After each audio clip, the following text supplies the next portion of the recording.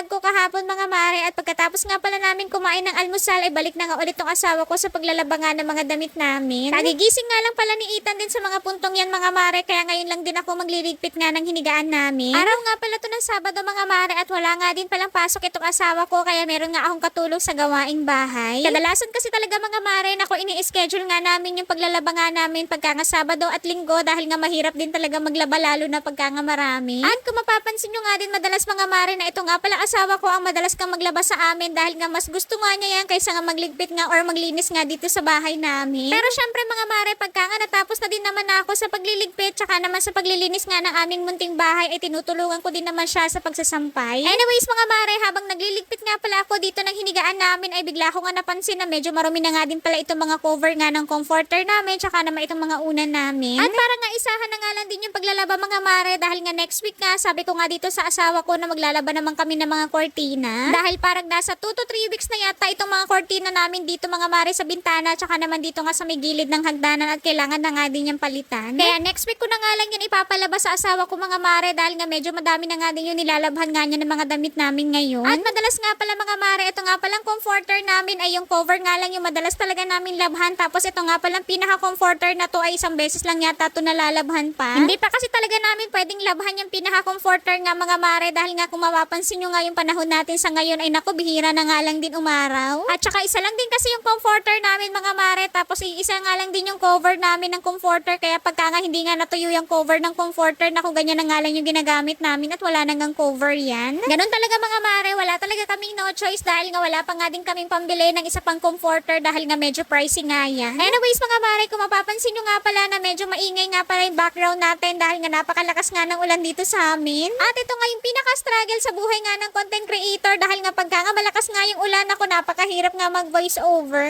At baka nga meron kayong ma-recommend mga mare na pwedeng gawin nga para nga kahit papano ay mabawasan nga yung ingay nga ng background pagka nga nagvo-voice over pagka nga ganitong maulan. Lalo na nga ngayon mga mare na hindi na din talaga nating control yung panahon dahil nga tag-ulan na nga din. Anyways mga mare pagkatapos ko nga pala iligpit yung higaan namin ay pinapatayo ko nga pala itong sofa bed namin at para nga makapagwalis na nga din ako dito sa sahig namin. Ganito nga pala madalas yung ginagawa ko tuwing umaga mga mare na after ko nga pala magligpit ng hinigaan namin ay pinapatayo ko nga itong sofa bed namin para nga mas mabilis nga din ako makapagwalis. At kung mapapansin nyo nga rin pala mga mare na may mga damit nga din pala dyan sa may sofa dahil ngayon pa ngayon tinupi ng asawa ko nung nakaraang araw pa at hindi ko pa nga rin nalalagay sa mga cabinet namin. Bali yan pa nga yung mga damit nga na nilabhan nga nung nakaraang linggo pa mga mare tapos ngayon pa nga lang din natutupi at hindi pa nga rin nalalagay sa cabinet pero naglalaban na nga ulit. Hindi ko lang sure mga mare kung kami lang ba yung ganito or nakaka-relatein ba kayo sa amin na naglalaban na nga ulit pero yung mga nilabhan pa nung nakaraang araw nga hindi pa nga rin nalalagay sa cabinet or hindi pa nga natutupi. Medyo struggle din kasi talaga mga mare para nga sa amin yung paglalagay nga ng mga damit nga sa may cabinet dahil nga sa second floor pa nga yun at kailangan pa nga umakyat. Pagkatapos ko nga pala nagwalis ng sahig namin mga mare ay binaba ko na nga din pala itong sofa bed.